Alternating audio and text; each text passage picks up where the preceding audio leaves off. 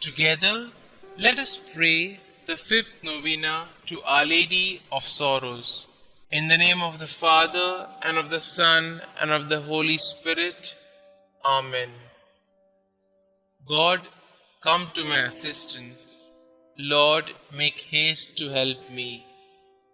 Glory be to the Father, and to the Son, and to the Holy Spirit, as it was in the beginning, is now, and ever shall be, world without end. Amen. Holy Mother of God, hear the prayers of the Church for all mothers, especially those wearied by life and overcome by suffering they bear for their children. Hail Mary, full of grace, the Lord is with you. Blessed are you amongst women, and blessed is the fruit of thy womb, Jesus. Holy Mary, Mother of God, pray for us sinners, now and at the hour of our death. Amen. O Mother of the Word incarnate, intercede for them from your place in heaven, that the mercy of your divine Son might lighten their burden and give them strength. Hail Mary, full of grace, the Lord is with you. Blessed are you amongst women, and blessed is the fruit of thy womb, Jesus. Holy Mary, Mother of God, pray for us sinners, now and at the hour of our death. Amen. Glory be to the Father, and to the Son, and to the Holy Spirit, as it was in the beginning, is now, and ever shall be, world without end. Amen. O Blessed Virgin Mary, Mother of our Redeemer, remember we are thy children, given to thee by thy divine Son, when expiring on the cross. Mother of sorrows, by the tears which flowed from thy eyes, when St. John related how the traitor Judas sold thy divine Son for the vile price of 30 pieces of silver, how in the Garden of Olives he was agonized with fear and sorrow, the blood gushing through every pore, by all the anguish that overwhelmed thy heart, when thou didst hear that Jesus, the only object of thy love, was condemned to death, by the sorrow that pierced thy maternal bosom in meeting thy only beloved Son, loaded with a heavy cross, spent through loss of blood, fatigue, and pain. By that heroic resignation to the divine will, which triumphing over the sentiments of nature, sustained thee at the foot of the cross. By the excess of grief that would have robbed thee of life, had not God preserved thee for the comfort of his disciples and of his infant church.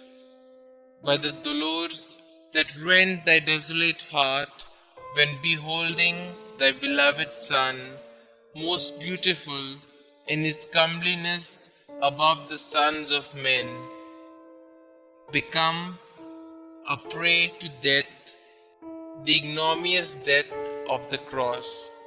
By all the sufferings of thy most afflicted heart, obtain for us, O Mother of Mercy, true contrition for our sins, preserving fervor in thy divine service, and the particular favors we solicit in this novena.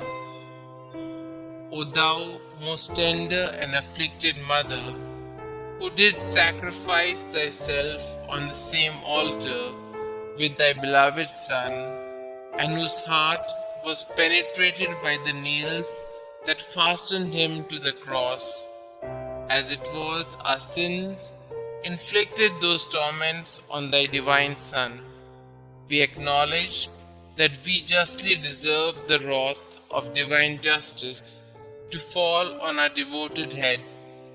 But if those very sufferings have proved our defense and protection heretofore, grant that now at least we may participate profoundly in the sorrow of which we have been the unhappy cause, and obtain that souls hitherto so insensible to the strongest proofs of love may, by heartfelt contrition, taste one drop of that bitter chalice of which thou didst drink so deeply.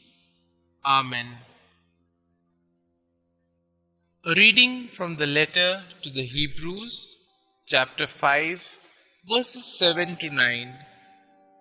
In the days of his flesh, Jesus offered up prayers and supplications with loud cries and tears to him who was able to save him from death, and he was heard for his godly fear.